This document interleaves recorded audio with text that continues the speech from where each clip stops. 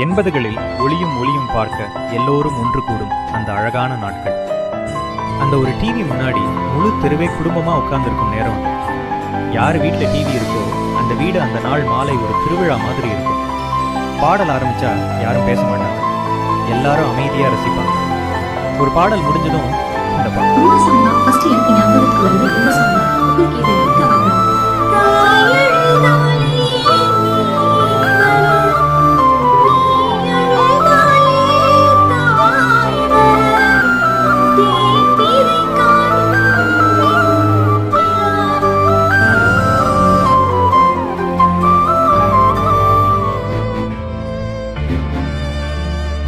Ya Allah.